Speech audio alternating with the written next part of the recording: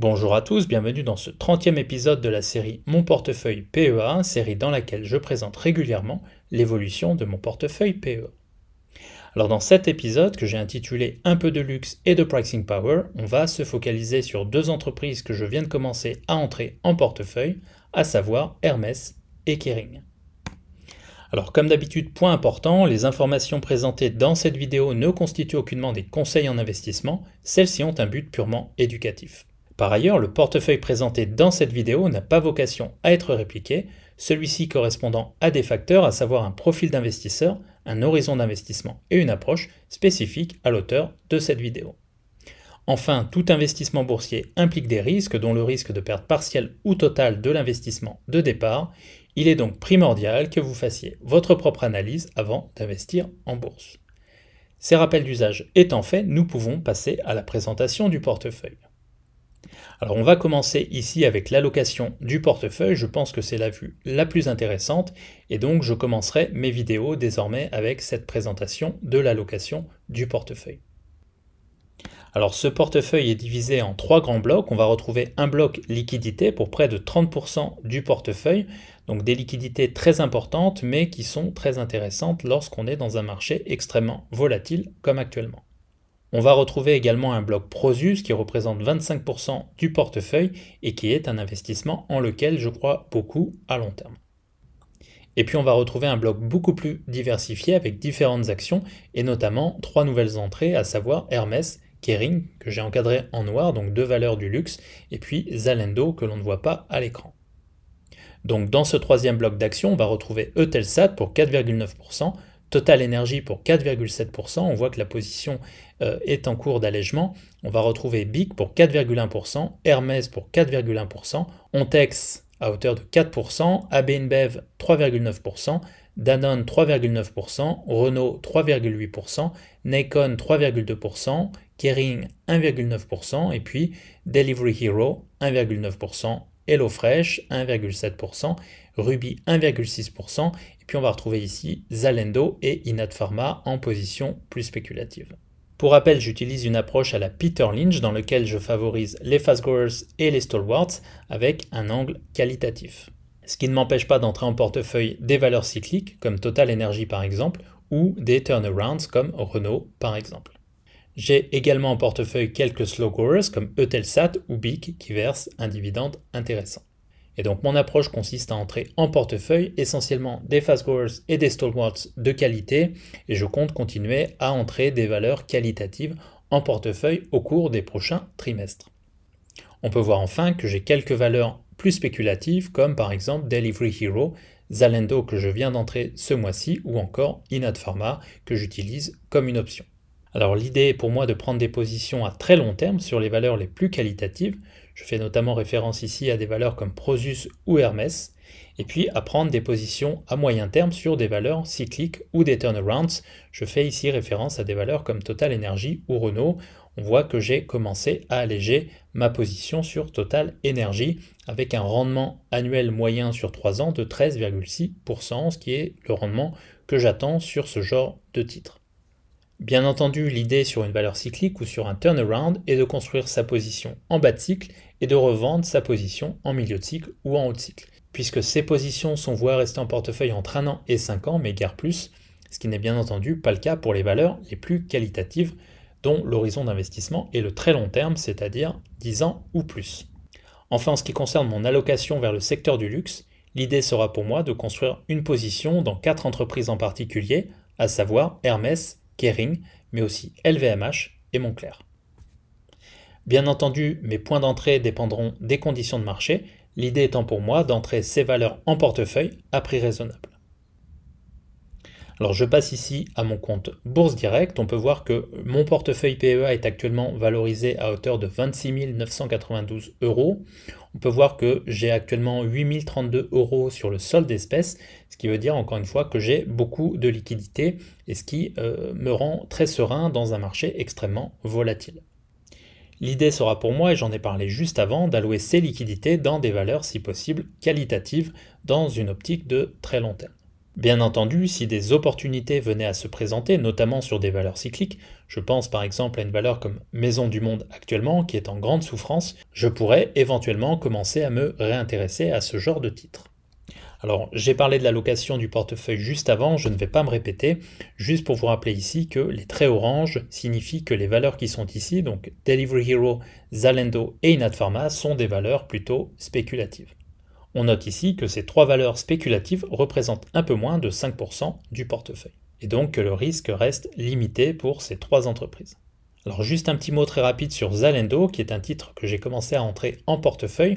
Je l'ai mise dans les positions spéculatives, donc avec un trait orange, tout simplement parce que la valeur est extrêmement volatile en ce moment. Alors pourquoi Zalando est-elle chahutée par le marché? À mon avis pour deux raisons. Premièrement, c'est que Zalando était trop bien valorisé par le marché, première raison, et donc elle a fortement chuté au cours des derniers mois. Et puis deuxième raison, c'est une valeur potentiellement cyclique, puisqu'elle vend des vêtements en ligne, et que donc elle pourrait être impactée en cas de récession dans les trimestres qui viennent. Alors ce qu'on va faire juste après, c'est qu'on va regarder ensemble les fondamentaux de deux entreprises que je viens de commencer à entrer en portefeuille, à savoir Hermès et Kering. En attendant, on va se focaliser sur les faits marquants du mois. On voit que le rendement mensuel du portefeuille est de plus 3,4%, donc le portefeuille s'est plutôt bien comporté au mois de mai 2022. Et puis on peut noter que les marchés sont restés très volatiles et donc il faudra rester méfiant au cours des prochains mois. Au niveau des prises de position, j'ai continué à alléger Total Energy en respectant le plan de route que je m'étais fixé. Et donc l'idée sera pour moi de clôturer éventuellement ma position Total Energy si jamais les cours reviennent dans la zone 60-65 euros. J'ai par ailleurs entré trois nouveaux titres en portefeuille, à savoir Hermès et Kering dans le secteur du luxe, et puis Zalando dans le e-commerce retail. Alors très rapidement, on peut voir que j'ai allégé ma ligne sur Total Energy de 18 actions, et puis j'ai entré Hermès, Kering et Zalando en portefeuille, donc une action Hermès, une action Kering, et puis 8 actions Zalando.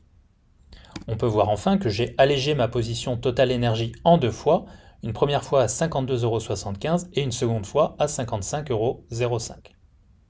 On peut voir que la plus-value sur cette partie de la ligne est respectivement de 36 et 42% sans prise en compte des dividendes.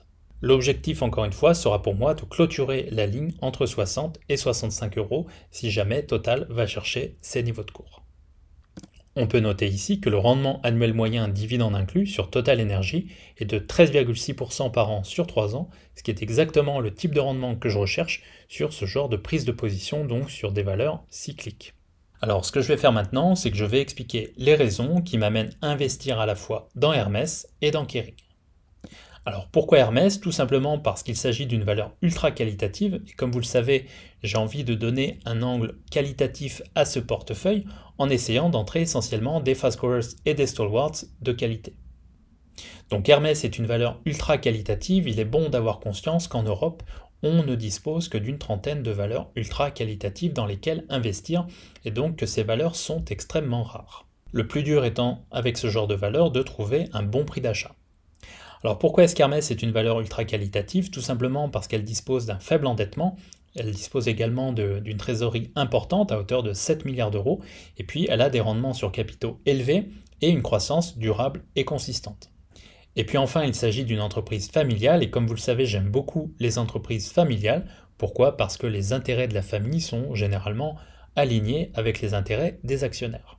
Alors en plus d'un faible endettement, de rendement sur capitaux élevés et d'une croissance durable et consistante, Hermès dispose également d'un pricing power important, c'est-à-dire qu'elle est capable d'augmenter ses prix au-delà de l'inflation, et ce depuis de nombreuses décennies. Ce qui signifie que cela devrait continuer à perdurer dans les prochaines décennies également. L'entreprise dispose également d'un potentiel de croissance toujours important. Pourquoi? Parce que la classe moyenne au niveau mondial devrait continuer d'augmenter à hauteur de 1 milliard d'ici 10 ans.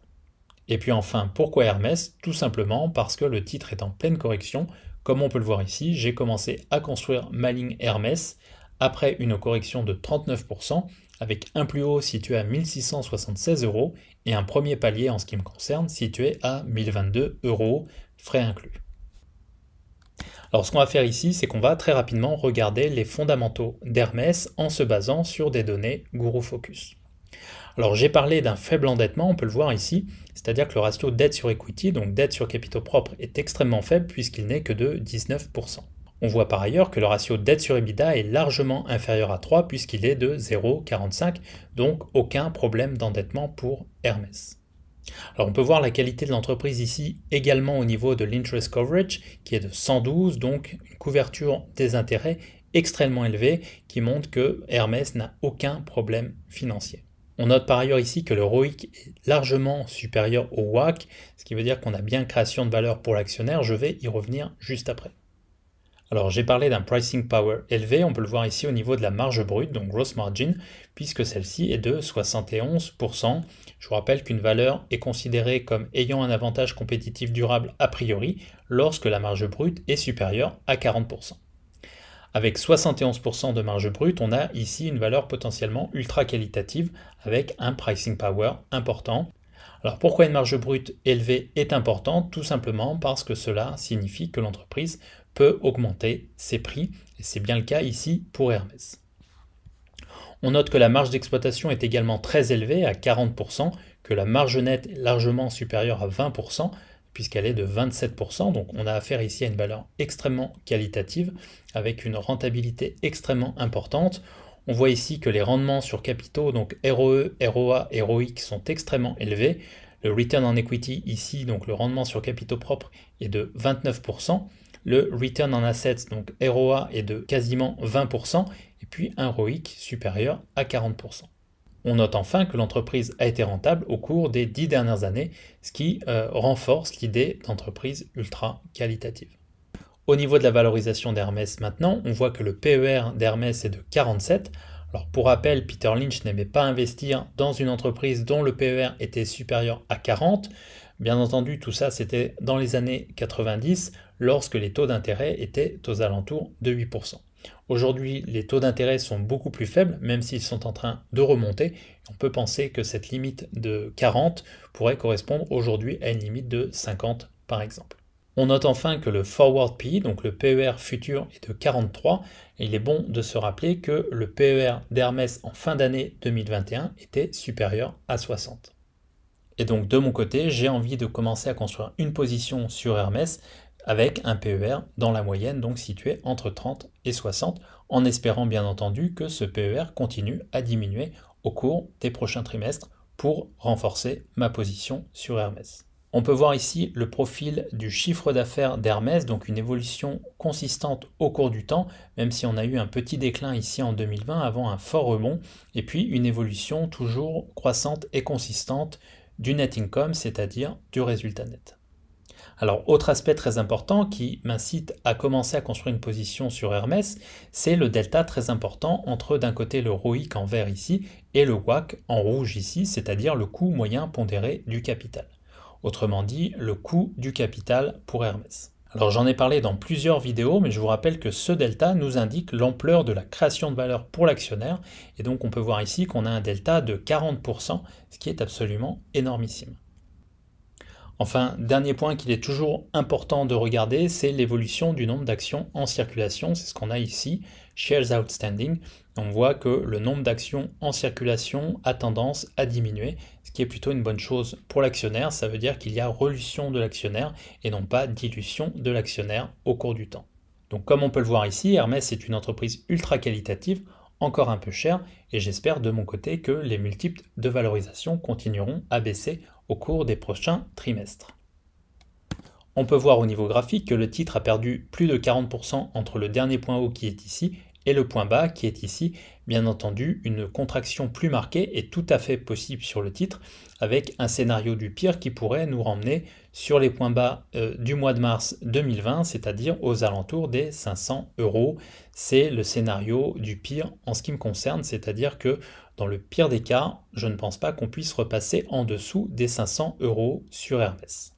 On peut noter enfin que le support oblique haussier à long terme ici, délimité par deux droites en bleu, se situe aux alentours des 850 €. Et donc on peut penser qu'en cas de retour du titre dans cette zone, on pourrait avoir le retour d'un très fort courant acheteur. Donc l'idée sera pour moi de continuer à construire ma ligne sur Hermès en cas de poursuite de la correction sur le titre, avec des paliers situés beaucoup plus bas et un scénario du pire situé à 500 €, donc il faudra rester prudent sur le titre. Alors on va passer à Kering. Je vous rappelle que Kering possède les marques Gucci, Yves Saint Laurent, Balenciaga et Bottega Veneta, entre autres. Je vous rappelle surtout que Gucci représente près de 60% du chiffre d'affaires de Kering.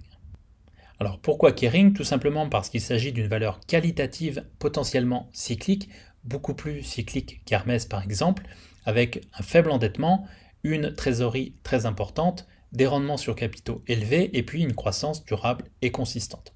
Donc c'est le même profil qu'Hermès tout en étant moins qualitatif qu'Hermès et en étant plus cyclique qu'Hermès en raison de sa surexposition à Gucci. C'est une entreprise qui possède également un pricing power très important à la manière d'Hermès et donc qui est capable d'augmenter ses prix au-delà de l'inflation et donc c'est toujours intéressant dans une optique de long terme et notamment dans un environnement inflationniste. Comme pour Hermès, le potentiel de croissance reste très important et je pense de mon côté que Gucci pourrait bénéficier de la croissance de la classe moyenne, notamment en Asie du Sud-Est. Enfin, comme sur Hermès, j'ai commencé à construire une ligne après une correction de 43% avec un plus haut à 798 € contre un premier palier à 453 € en ce qui me concerne. Comme pour Hermès, on peut voir que l'entreprise est faiblement endettée. Alors on a un ratio ici dette sur equity de 72%. Maintenant, quand on retranche la trésorerie, on est sur un ratio plus proche de 20%. Le ratio dette sur EBITDA est de 1,57, donc bien inférieur à 3. On a une entreprise qui est faiblement endettée au global si on tient compte de la trésorerie encore une fois. Et puis on voit que le ROIC est largement supérieur au WACC, synonyme de création de valeur importante pour l'actionnaire.